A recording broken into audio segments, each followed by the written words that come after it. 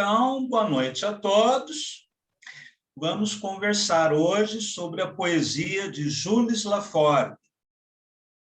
Laforgue pertence à linhagem coloquial irônica do simbolismo francês, ao lado de Tristan Corbière, que nós estudamos na semana passada, e daquele Rimbaud mais sarcástico do que evidente, na opinião de Edmond Wilson, expressa em seu livro O Castelo de Achel. Quem não leu ainda esse livro, leia, que é muito importante para os estudos sobre o simbolismo, o romantismo e o início da modernidade. Escreve o crítico literário norte-americano que Laforgue teria criado uma técnica irônico-pungente, gírio-pomposa, chulo-ingênua. Aqui é uma citação. Laforgue era tuberculoso, como Corbière, e morreu aos 27 anos de idade. Sua meiguice e tristeza são ainda as de uma criança enferma, cercada de afeto. Suas asperezas, suas imagens surpreendentes, sua coqueteria, seu cinismo e sua imprudência são ainda os de um escolar talentoso. Não obstante, Laforgue é um excelente poeta, dos mais notáveis entre os simbolistas. Ele e Corbière trouxeram nova variedade de vocabulário e nova flexibilidade de sentimento. Em Mallarmé, pode-se dizer que, no conjunto, é a imagética, não o sentimento, que varia. Conquanto jocoso, por vezes, é clássico, como Yeats e Valéry, no sentido de que mantém certa elevação de tom, fecha aspas. A esta linhagem, que cultiva um tom mais elevado, com ênfase na construção imagética, metafórica e rítmica, nas sinestesias e jogos aliterativos, podemos incluir ainda Baudelaire, Verlaine e o Rimbaud mais sério, entre aspas. Já Laforgue, segundo Wilson, investe na magistral flexibilidade de vocabulário e métrica e alcançou uma das expressões definitivas dos estados de espírito patético-irônicos, estético-mundanos, do temperamento fin de siècle. As imagens de Laforgue são, a miúde, afetadas e inadequadamente grotescas. Deixa eu verificar se mais alguém está entrando. Não. Então, continuamos.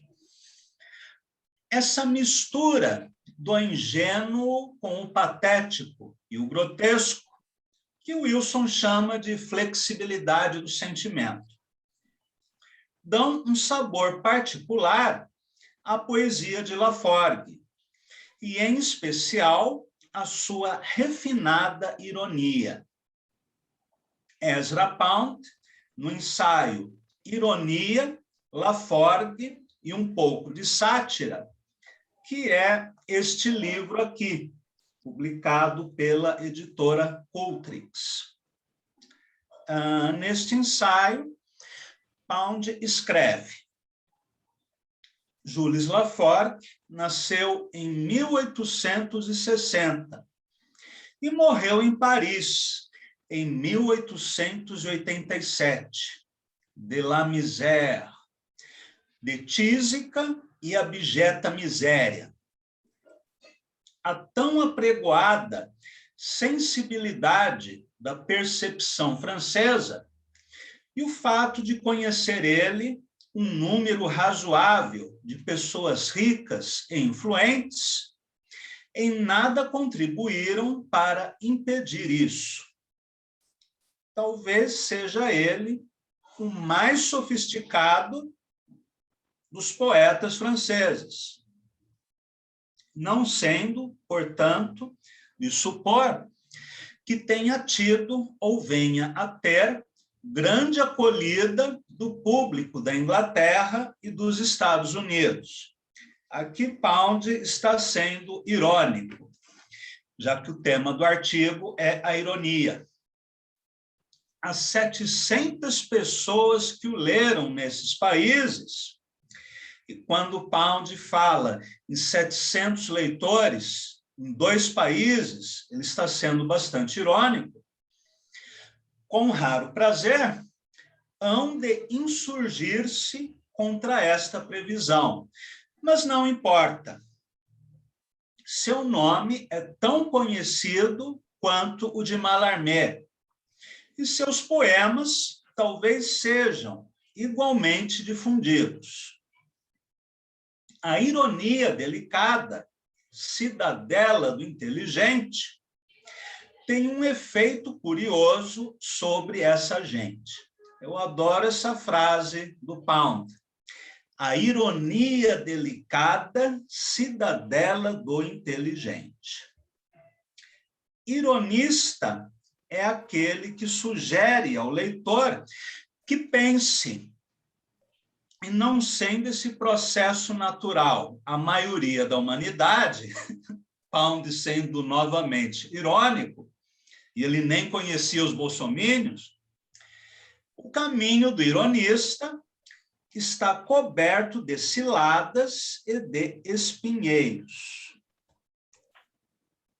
Laforgue foi um purgador e um crítico.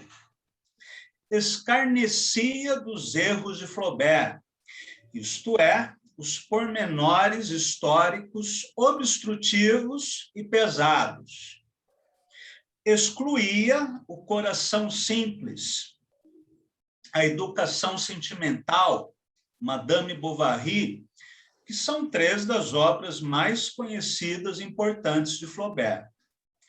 Sua Salomé, a de Laforgue, punha o resto no chinelo.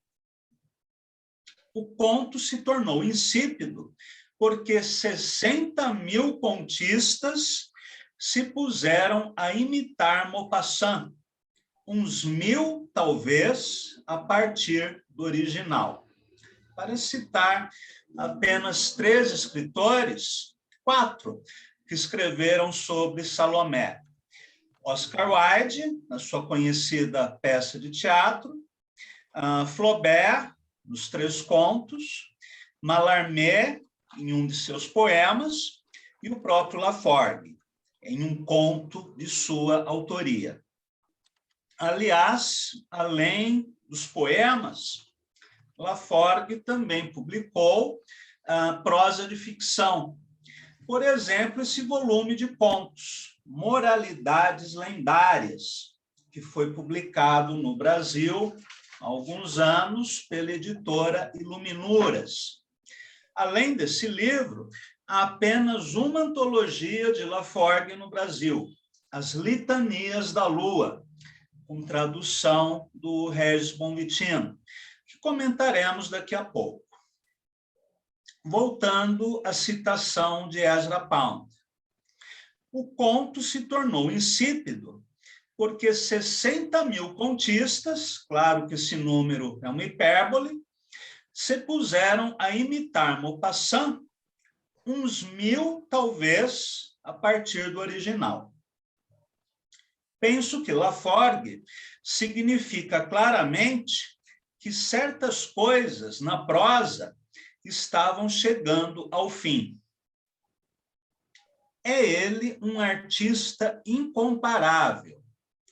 É 9/10 crítico, tratando, na maior parte das vezes, de poses e clichês literários, que toma por assunto. E, o que é mais importante, quando pensamos nele como poeta, transforma-os em veículos para a expressão de suas próprias emoções pessoais, ou de sua própria imperturbada sinceridade. Esta não é a voz estridente e satírica de Corbière, chamando a Rigaud de guarda nacional épico, e a Lamartine de inventor da lágrima escrita. Corbière é um poeta amargo, talvez o mais pungente depois de François Villon, e bem nos moldes dele. Laforgue era melhor artista que todos eles, ou seja, que a maioria dos poetas de sua época, com exceção de Corbière. O malverbalismo é retórica, ou utilização inconsciente do clichê, ou simples jogo de fraseados. Mas existe o bom verbalismo, diferente do lirismo ou do imagismo. E nisto Laforgue é mestre.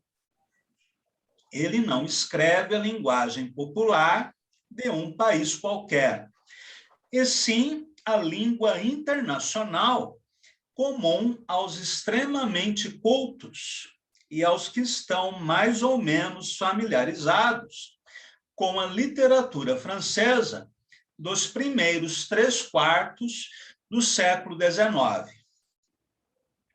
De maneira esquemática e brilhante, fez ele, pela literatura francesa, um trabalho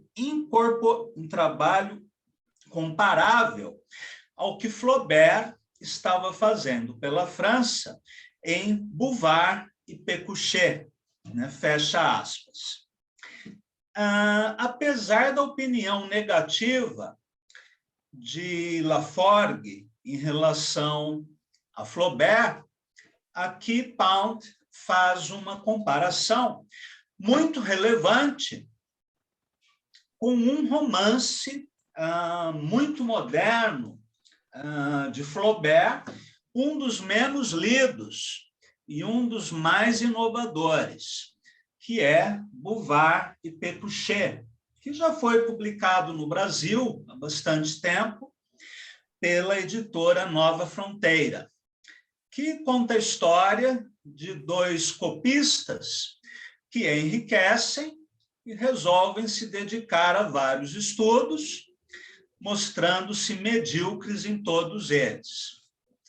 E no final do romance, há um dicionário das ideias feitas, que talvez seja a criação mais original de Flaubert. E é justamente aqui que a aproximação entre Laforgue e Corbière é possível, pela extrema ironia desse dicionário, a começar pelo título, Dicionário das Ideias Feitas. Vamos ler alguns verbetes. Alcorão, livro de Maomé que só se ocupa de mulheres. Alemães, povo de sonhadores. Ateu, um povo ateu não poderia subsistir. Absinto, veneno ultraviolento, já matou mais soldados do que os beduínos. Antiguidades, são sempre de fabricação moderna.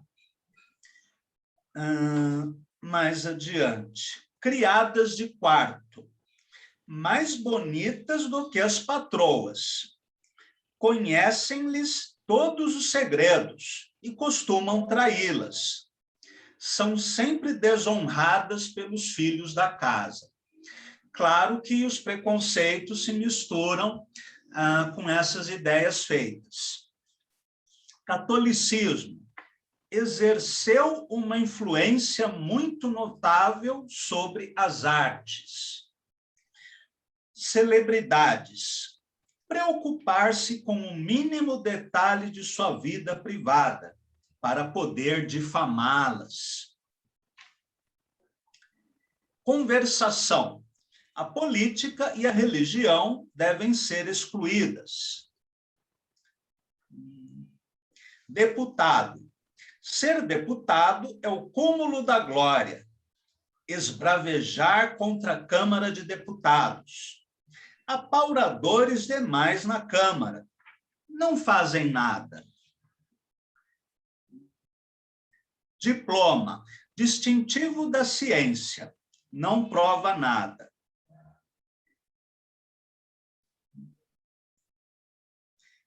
Caixa econômica. Pretexto de furto para os criados. Egoísmo. Lamentar o egoísmo dos outros e não se aperceber do próprio.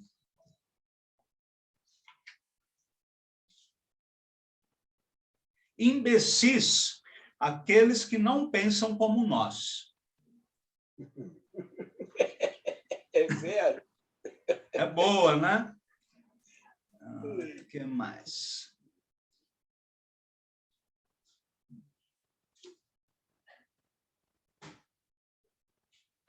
Louras, mais ardentes do que as morenas. Morenas são mais ardentes do que as louras. Otimista, equivalente a imbecil. Parentes, sempre desagradáveis. Esconder os que não são ricos. Republicanos. Nem todos os republicanos são ladrões, mas todos os ladrões são republicanos. E por aí vai, né? É um dicionário engraçadíssimo, mas vamos voltar ao texto. A reflexão crítica sobre a linguagem, de forma paródica e irônica, dentro da poesia, faz de Laforgue um mestre da logopeia, ou dança do intelecto entre as palavras, conforme a nomenclatura de Ezra Pound, que inclui Laforgue e Corbière em seu Paidelma. Esta faceta da poesia de Laforgue, inclusive, influenciará a poesia de T.S. Eliot, em sua fase mais vanguardista. No livro de Edmund Wilson, que eu citei para vocês, O Castelo de Ashel, há um capítulo dedicado a T.S. Eliot. E nesse capítulo, Wilson escreverá bastante sobre a influência de Laforgue na poesia de Corbière. Eliot será, ao lado de Pound, um dos primeiros críticos literários do século XX a reconhecer plenamente a grandeza de Laforgue. Quanto aos fatos de sua vida breve, desde o nascimento em Montevidéu, filho de pais franceses, até a morte em Paris, aos 27 anos de idade, vítima de tuberculose, destacam-se o casamento com a inglesa Leah Lee, em 1866. A publicação do livro Le Complainte, As Queixas ou As Reclamações, em 1885, às custas do autor. Algumas colaborações na imprensa, e em especial no jornal conservador Le Figaro, e a leitura do filósofo alemão Schopenhauer, que influenciará sua visão de mundo, e a tradução para o francês de poemas de Walt Whitman, Laforgue, aliás, será um dos primeiros poetas a adotar o verso livre. No Brasil, a poesia de Laforgue foi lida pelos nossos modernistas, e, em particular, por Manuel Bandeira e Carlos Drummond de Andrade, que assimilaram a influência do humor laforguiano. Na década de 1950, Mário Faustino escreveu um artigo sobre o poeta francês, publicado em sua página de crítica literária no Jornal do Brasil. E, nas décadas seguintes, Laforgue será traduzido por poetas como Augusto de Campos, Nelson Ascher e Regis Bonvitino. Deixa eu corrigir aqui o nome dele.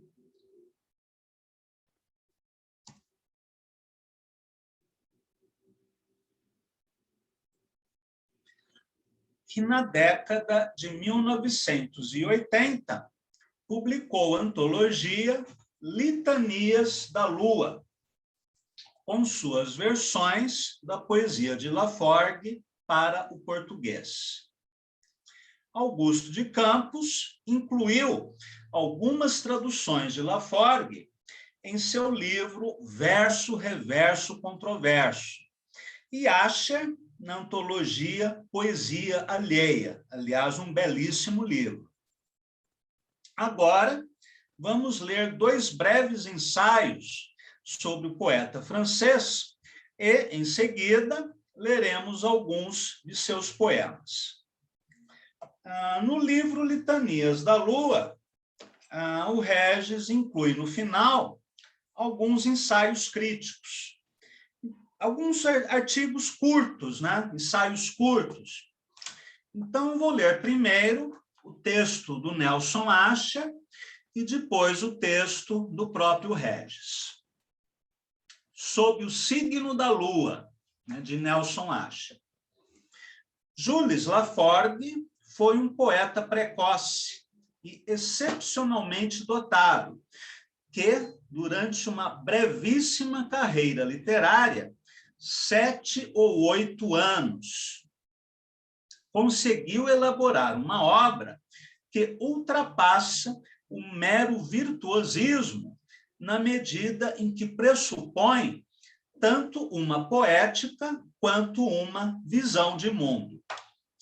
Habitualmente, ele é classificado como um dos simbolistas, mas a grande ressalva já foi feita pelo crítico norte-americano Edmund Wilson em seu O Castelo de Achel, quando ele soube distinguir, no âmbito simbolista, 2 vertentes distintas, a sério-estética e a coloquial-irônica, classificando Laforgue, bem como Tristan Corbière, nessa última.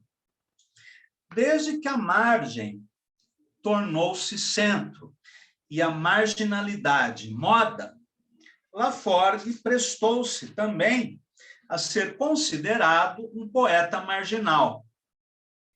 Mas, se os grandes exemplos de marginalidade são um Arthur Rimbaud ou seu quase contemporâneo polonês Cyprian Norwid, Laforgue, a rigor, não pode ser considerado um poeta marginalizado por uma sociedade hostil e ou pouco compreensiva. Tal estereótipo se aplica antes aos devaneios dos poetas românticos, que ao remordimento do imo da alma, de um praticante de colóquio irônico. Uma opinião controversa, já que Ezra Pound, por exemplo, afirma que Laforgue nasceu na miséria, tuberculoso. Poeta francês nascido no Uruguai, como Isidore de Casse, o conde de Lautréamont, e o mais recente Jules Supervielle, e o mais Laforgue passou boa parte de sua vida produtiva fora da França e longe de seu centro. Paris, capital do século XIX, segundo Walter Benjamin, ponto. Por escolha, mais que por acidente, Laforgue não é um poeta marginal, não é um poeta marginal nem maldito. Não figura na célebre antologia de Verlaine. Ele é, sobretudo, um poeta excêntrico, opinião que também é controversa. Sua relevância, 100 anos após sua morte, consiste no grande avanço que, em pouco tempo, impôs à poesia, desbastando a modernidade herdada dos românticos, de uma retórica desueta e injetando-lhe a impaciência nervosa de uma linguagem viva. Essa frase é interessante. A impaciência nervosa de uma linguagem viva.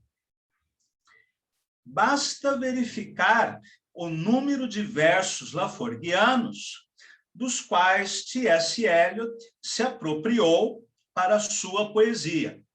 Nada de plágio. Eliot dizia que os principiantes imitam, enquanto os poetas maduros pilham. Essa distinção eu acho bárbara. Os poetas iniciantes imitam. Os poetas experientes pilham. E Goethe já dizia, que os poetas são grandes ladrões. Ele próprio roubou muita coisa de Shakespeare. Bem, e a dicção laforguiana, que permeia tanto o seu The Waste Land, quanto os cantos de seu amigo Ezra Pound, para constatar o quanto, com meio século de antecedência, o franco-uruguaio já era um poeta da década de 20, do século idem. Essa frase do Nelson Asher ficou meio feia, mas enfim. Já que ninguém porá em dúvida a contemporaneidade de Pound ou Eliot. Mas no que consiste essa modernidade laforguiana? Onde começa a modernidade, aliás? Roman Jakobson, estudando casos poéticos que vão do trovadorismo galego-português do século XII a Bertolt Brecht e Fernando Pessoa, no presente século, ou seja, no anterior, demonstrou que, com variações aqui e ali, de dominantes sobretudo, os recursos utilizados pela poesia ocidental têm sido os mesmos nos últimos 7 ou 8 séculos. Não é em qualquer alteração técnica fundamental que se enraiza a modernidade poética, mas antes no significado que as alterações da série literária, como um todo, atribuíram ao uso de cada recurso específico. As mesmas imagens, figuras, metros, ritmos e rimas continuaram sendo usados ou abusados, mas com uma intenção distinta e um sentido diferente. Grande parte da crítica concorda em associar o nascimento da modernidade ao romantismo da virada do século XVIII para o seguinte, abrindo aspas. Um exemplo dessa virada é que desde a poesia greco-latina até o classicismo do século XVIII, o grande objetivo dos poetas e dos artistas, de um modo geral, era a busca da beleza. A partir do romantismo, passa a haver a busca pelo novo. e essa busca da novidade que caracteriza tanto o romantismo quanto, sobretudo, o modernismo, ou as vanguardas. De fato, todos os elementos que caracterizariam a poesia moderna já podem ser entrevistos em Wordsworth, Shelley, Goethe, Hölderlin e outros.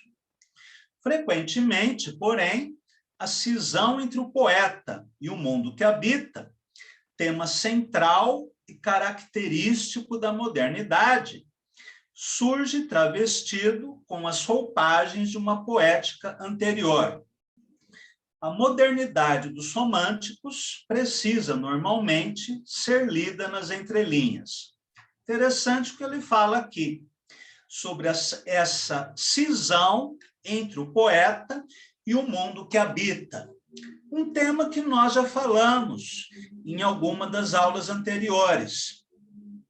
Desde a Grécia e Roma até a Revolução Francesa, o poeta ocupava um papel importante na sociedade. Eu comentei com vocês que quando o poeta Virgílio resolveu interromper a redação da Eneida, o próprio imperador, o próprio César, foi até a casa de Virgílio pedir para ele continuar a escrever a Eneida, porque no futuro as gerações vindouras saberiam da grandeza de Roma lendo o poema de Virgílio.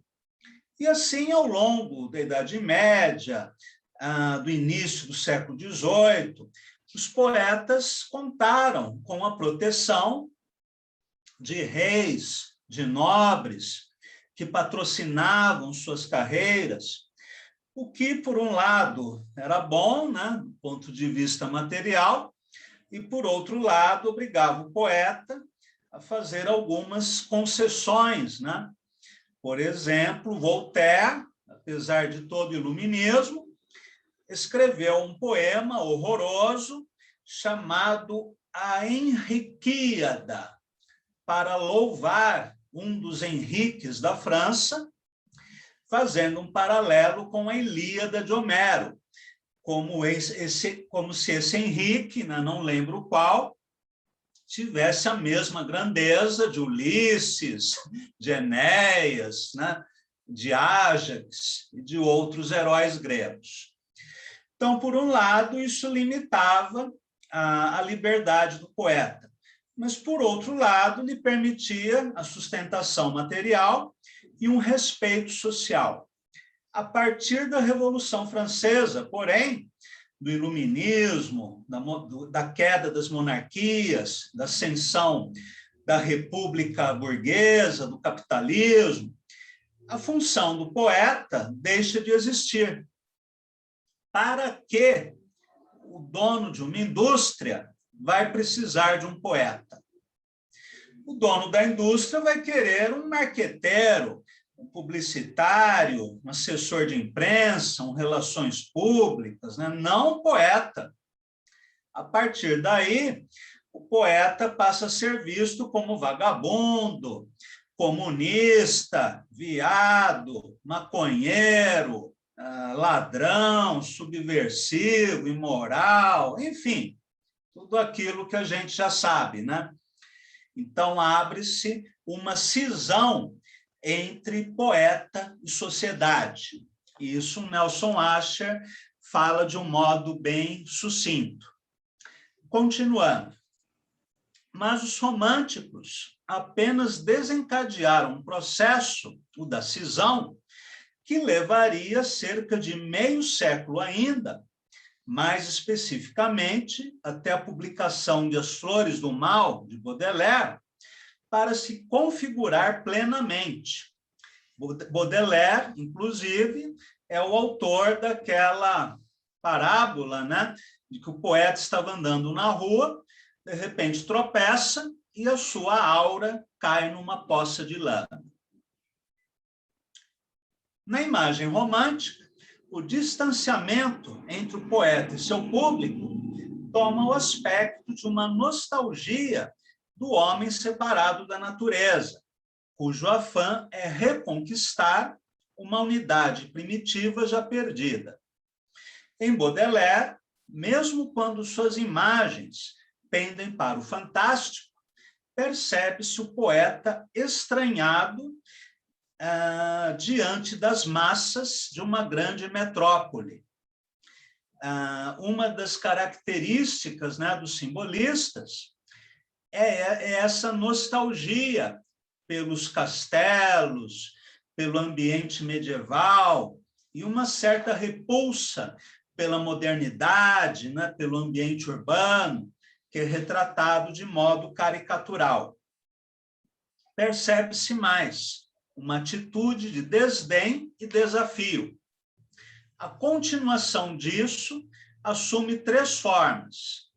O hermetismo de Mallarmé implica uma abdicação voluntária de qualquer tentativa de se fazer compreendido. A revolta de Rimbaud é o desafio levado ao extremo da autonegação, menos um meio termo, que uma terceira alternativa, essa é a posição de Laforgue. O desafio persiste, bem como um certo afastamento, mas, mais claramente que no caso dos 2 outros poetas, existe uma fome de realidade que não lhe permite abandonar completamente nem o mundo, nem a poesia. Não decorre daí uma integração passiva, mas sim uma postura crítica. Laforgue reconhece seu exílio forçado no mundo em que vive e responde a ele, tematizando-o. Não é à toa que, nesse sentido, Laforgue era um admirador de Heinrich Heine. Num percussiente ensaio intitulado A Ferida Heine, Num percussiente ensaio intitulado A Ferida Heine, Theodor Adorno descreveu a poesia do judeu alemão como precursora de uma situação que se tornaria comum não só aos poetas, mas também a grandes massas humanas do século XX. A experiência do deslocamento e do exílio dentro das próprias fronteiras. Heine, um judeu que não encontrava seu lugar na sociedade em que nascera, nem conseguia se reconhecer como herdeiro de nenhuma tradição, que escrevia em alemão, mas morava na França, assim como Paul Celan, é o protótipo do homem moderno descrito por Walter Benjamin em seu ensaio Experiência e Pobreza. Laforgue é o continuador da antitradição heineana, mas onde o alemão exibia sua não identidade com toda uma tradição nacional e poética, parodiando sutilmente a poesia popular, que, em suas mãos, parecia ainda mais popular, resultando por isso mesmo mais paródica. Laforgue incorpora, com esse mesmo escopo, o de exibir as feridas da separação, a linguagem coloquial. Não se trata, no seu caso, somente da incorporação de termos ou expressões da fala cotidiana, mas da criação de um estilo que mimetiza a trivialidade da conversa, com seu respectivo nonsense. Transformado em poesia, o coloquial muda de sinal, reiterando parodicamente a distância que se abriu entre o poeta e sua audiência. Quanto mais sua linguagem imita a fala comum, quanto mais ela se despe da retórica antiquada, menos compreensível ela se torna. A ironia dessa situação é o verdadeiro paradoxo da poesia moderna, a ferida Laforgue. Bem, após a leitura desse ensaio do Nelson Acha, vamos ler uma tradução de um poema de Laforgue, feita pelo próprio Nelson Acha, nesse livro admirável, que é Poesia Alheia. Quem não conhece, eu sugiro que compre, leia este livro, que traz traduções de Catulo, Horácio, de Heine, Eliot, Cummings, Elizabeth Bishop, Allen Ginsberg, Paul Laforgue, Paul Valéry, Jorge Luiz Borges, Giuseppe Ungaretti, Hölderlin e vários outros poetas.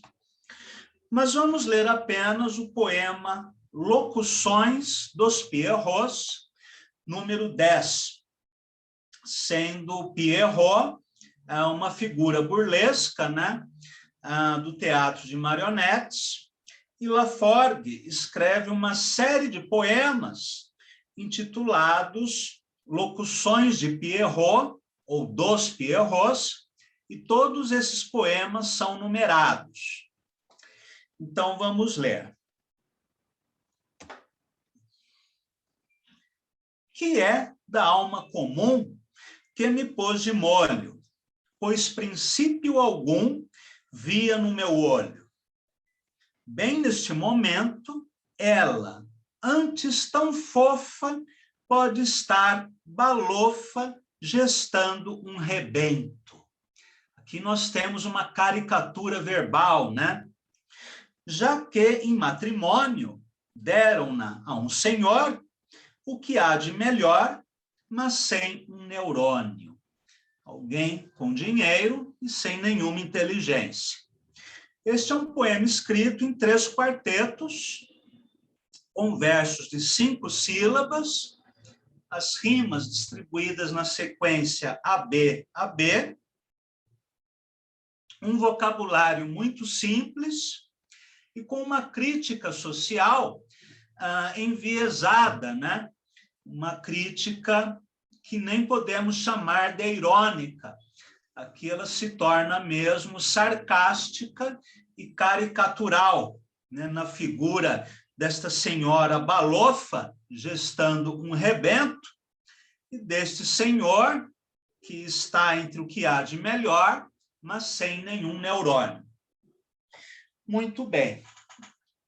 Vamos ler agora alguma coisa do livro Verso, Reverso, Controverso, na tradução de Augusto de Campos.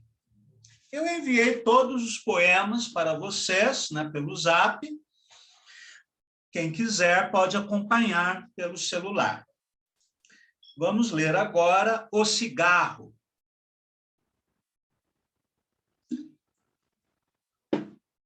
O poema diz assim: sim, este mundo é chato, e o outro uma graça. Eu vou resignado, sem me fiar na sorte.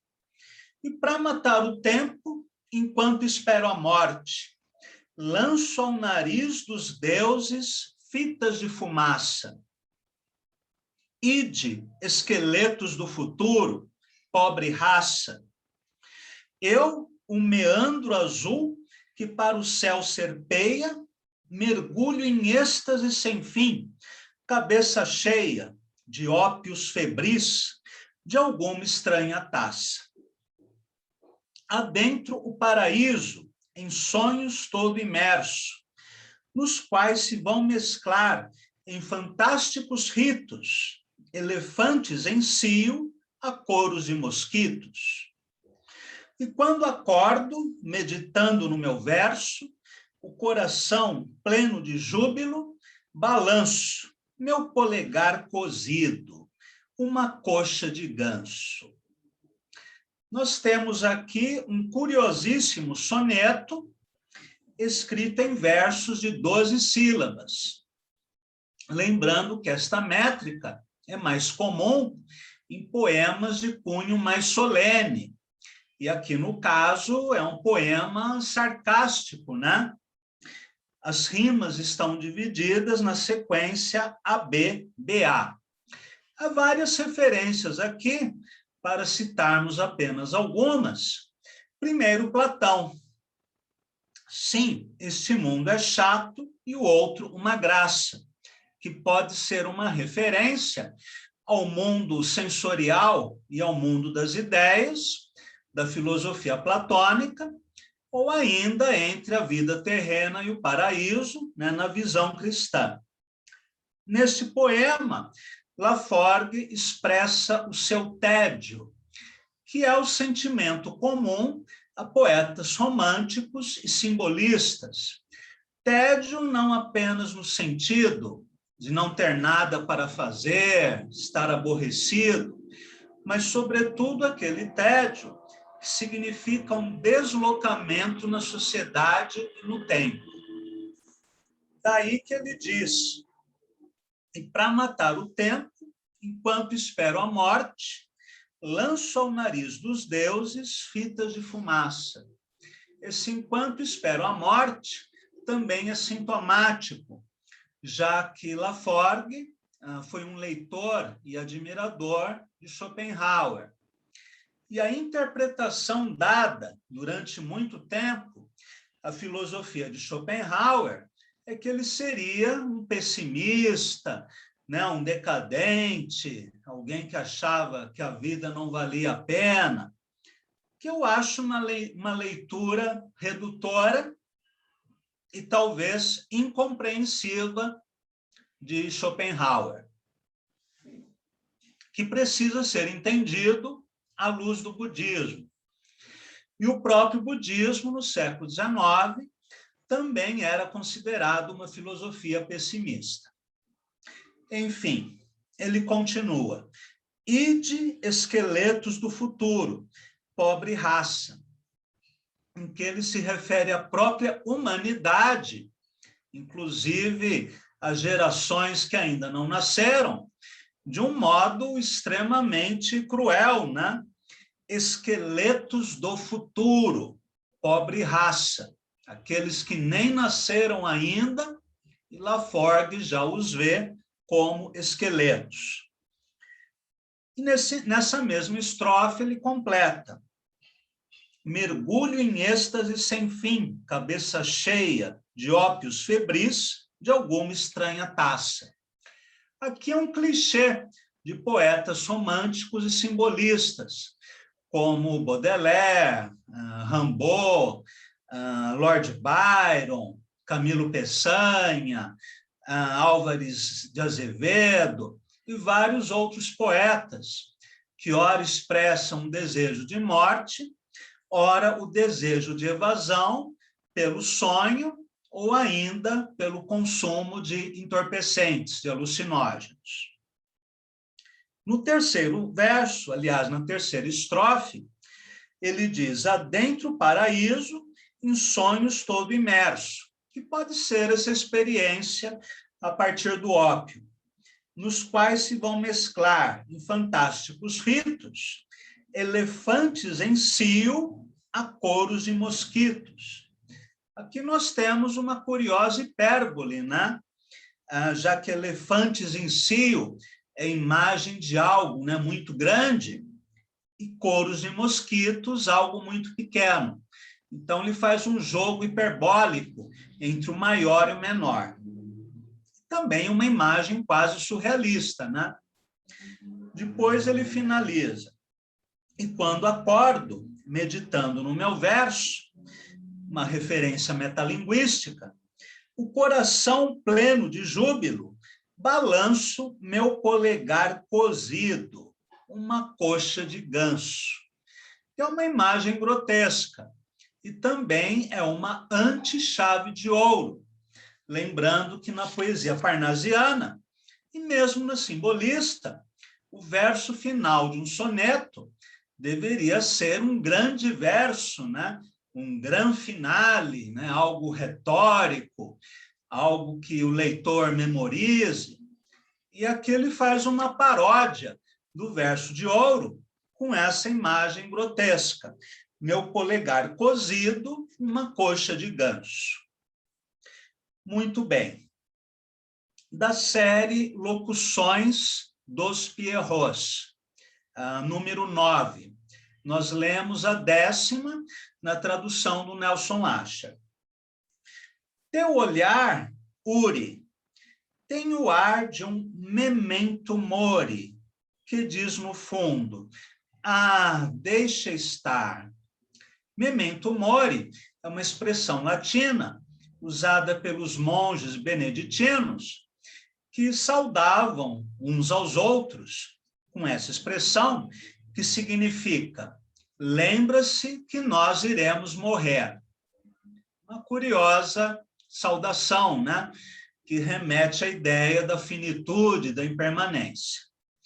Bem, mas direi tudo de uma vez, e porque parto, a fé de honrado bardo francês. Teu coração tem fiador honesto, o meu vive de duplicatas levadas a protesto. Aqui é interessante a variação métrica, né? Laforgue utiliza aqui várias medidas, desde o verso de 2 sílabas até o decassílabo, e ainda o prosaísmo, né? E essa referência econômica, digamos assim, né? Um humor econômico.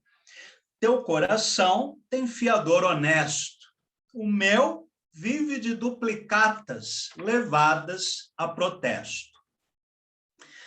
Para finalizar as leituras do Augusto, o poema Penúltima Palavra, que diz assim: o espaço, a vida, ida, sem traço. O amor, seu preço, desprezo e dor. O sonho, infindo, é lindo, suponho. Que vou fazer do ser que sou? Isto, aquilo, aqui e ali. Este poema é uma sequência de 5 quartetos, com versos de apenas 2 sílabas, na extrema concisão, e em todas as estrofes é apresentada uma pergunta e depois uma resposta ou definição completamente imprecisa. O que é o espaço?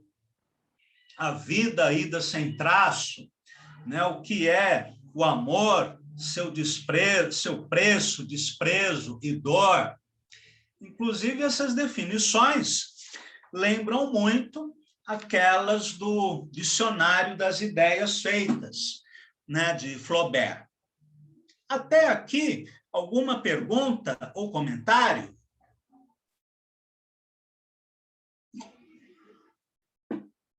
Bem, então vamos ler algumas traduções do Regis Bonvitino deste livro Litanias da Lua. Eu não gosto das traduções de Regis Bonvitino, sendo sincero com vocês. Eu gosto da poesia dele, não de tudo. Os últimos livros dele, Penúltima Palavra, é bem interessante. Os últimos livros de Regis, confesso que eu não gosto, mas boa parte dos livros publicados por ele são muito interessantes. Eu acho um poeta inovador, um poeta que se arrisca, que vale a pena ser lido, mas não acho um bom tradutor. De todo modo, ele tem o mérito de ter publicado a única antologia no Brasil de poemas de Jules Laforgue. Até agora, nenhum outro tradutor se arriscou a essa tarefa. Então, vamos dar os devidos créditos e vamos ler as litanias dos quartos minguantes da Lua. O título já é curioso. O que é litania? é a oração, a súplica e também a ladainha. E esses quartos minguantes da lua? Em vários poemas de Laforgue, ele vai se referir aos quartos minguantes, aos quartos crescentes, remetendo à ideia de um calendário lunar. Este poema ele é dividido em dísticos. Vamos ler, então, a tradução de Régis Bonvitino. Eucaristia de Nossa Arcádia. Aqui eu já acho que a solução encontrada não foi a melhor, embora seja uma tradução literal, Eucaristie de l'Arcadie. É exatamente isso, Eucaristia da Arcádia, né, na verdade. Ele acrescentou o pronome nossa por causa de métrica. Mas o som não ficou muito... A rima não ficou boa. Eucaristia de Nossa Arcádia. Eu faria de outro modo. Que faz do amor coração dor. Céu dos idílios, longe de auxílios. Pia batismal, pierrot leal. Última hóstia de nossa história. Vórtex umbigo do nada antigo. Bíblia e espelho desses esguelhos. Hotel real do sideral. Esfingioconda, tudo junto, das mortas ondas. Ó Canaã das coisas vãs. Coisas vãs, meta, bibliotecas, letes e lotos, exalde-nos. Esse poema tem uma organização bem interessante. Todo ele é dividido em dísticos de 4 sílabas, e em cada estrofe ele apresenta um par de rimas diferentes, que não se repetem. O poema é como se fosse uma enumeração caótica, e também uma montagem, né, de coisas que não têm nenhuma relação entre si. A sintaxe é mínima, quase paratática. Dentro desse mesmo estilo, Laforgue irá escrever um outro poema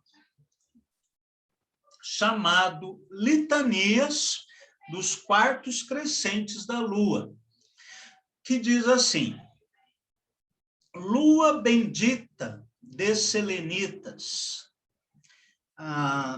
O significado literal, o verso original diz... Passou um carro aqui fazendo barulho. Line beni des insoni.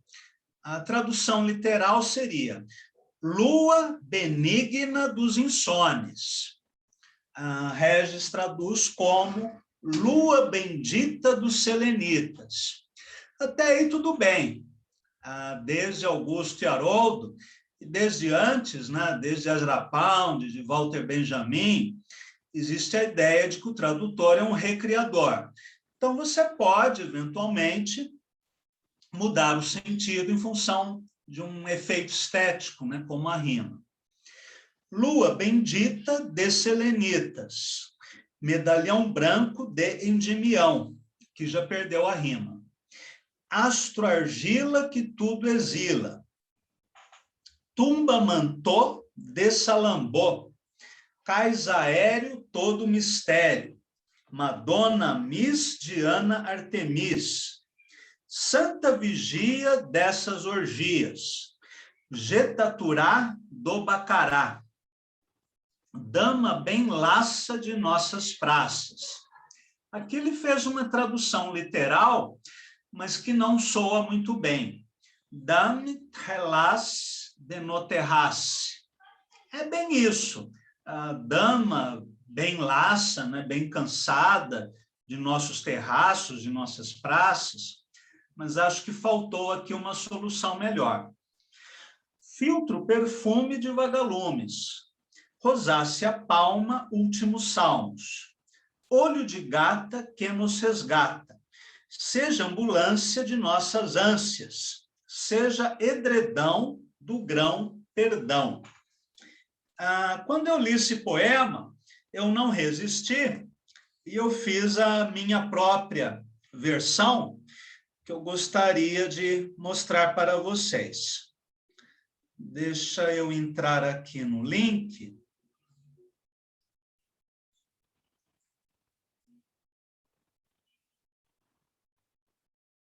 Um minutinho só. A minha versão ficou assim. Lua sublime, nos ilumine. É o medalhão de Endymião, astro de argila que tudo exila. Caixão milenar de Salambolunar. Cais etéreo do alto mistério. Madonna Emis, Diana Artemis. Santa vigia de nossa orgia. Jetaturá do Bacará, dama tão pálida em nossa praça, vago perfume de vagalume, rosácea calma do último salmo, olho de gata que nos resgata, seja o auxílio a nosso delírio, seja o edredão do grande perdão. Aqui eu não fui tão fiel à métrica, eu preferi ser fiel às rimas e ao ritmo. E fui bastante literal, apenas em alguns versos eu tomei algumas liberdades em função da rima e do ritmo. Vamos ler agora um outro poema, Pequenas Misérias de Maio, na tradução do Regis. É o Expresso a Benarés. São as abóbadas das gentes cósmicas. Nossa canção é o perdão. Avante títiros de alvos martírios. Não é o grito ao infinito. Sem a clausura dessa natura, Deus louvar tempo e lugar. As boas árvores nos candelabros. Ó são os hinos dos peregrinos, é a ressaca dessas cruzadas. Então, o vício desde o início, vesgo retornas, dormiste fora. Essa última estrofe, em particular, eu achei horrorosa. Vesgo retornas, dormiste fora. Aí eu também não resisti e fiz a minha versão. Pequenas Misérias de Maio. Entre parênteses eu coloquei tradução paródia, porque eu tomei mais liberdades em relação ao sentido. A Benares pelos mares, a basílica alquímica, eis a canção do perdão. O delírio no martírio, não, grito ao infinito, sem censura da vã natura. Louvem a Deus até os ateus. Ó castiçais florestais, ó os hinos dos peregrinos, ó a ressaca das cruzadas, é o início do comício, tiveste azia depois da orgia. Então, essa é a minha versão do Corbière. Muito bem, eu iria ler também o ensaio do Regis, mas aí iria extrapolar o tempo, então amanhã eu posso escanear o texto e enviar a vocês em PDF. Perguntas, comentários?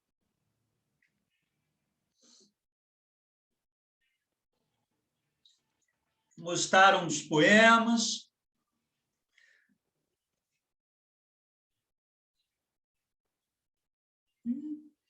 Hoje vocês estão quietinhos. Talvez o Laforgue tenha feito menos sucesso do que o Corbière. São poetas muito diferentes. Corbière é mais sarcástico, né? Ele chuta o pau da barraca. O Laforgue é mais irônico, Então, embora às vezes também use o sarcasmo. É um poeta mais sutil. Eu gosto muito dos dois. O Corbière sempre ganha, né, em comparação. E na semana que vem, nós fecharemos o simbolismo francês estudando a poesia de Mallarmé. Provavelmente teremos 2 aulas sobre Mallarmé. Já vimos Baudelaire, Rimbaud, Lautréamont, Corbière, Laforgue, veremos Mallarmé. Verlaine, talvez eu passe, eu passe por cima. Não que não seja um bom poeta, não seja interessante, mas eu confesso, né, a vocês, e aí vai do gosto pessoal, a poesia de Verlaine nunca me pegou na veia, como a de Rimbaud, a de Corbière, a de Mallarmé. Então, a princípio, eu vou pular o Verlaine, a menos que vocês queiram muito, né, uma aula sobre Verlaine, aí tudo bem, nós marcamos. Mas, a princípio, fechamos o simbolismo com Mallarmé, aí veremos alguns outros rebeldes e malditos, inclusive alguns poetas muito pouco conhecidos, como o soviético Danil Karmis. Acredito que poucos de vocês conhecem. Gennady Aigui, né, um poeta tchuvate, de uma outra república soviética. O Yi Sang, um poeta coreano interessantíssimo. O Yi Sang eu quero mostrar logo, porque é um poeta que vale muito a pena. Simbolistas brasileiros e mais alguns. Então, teremos ainda muita conversa até o final do ano. Nenhum comentário, nenhuma pergunta? Tá certo. Então, fechamos por aqui. Tem uma pergunta Amanhã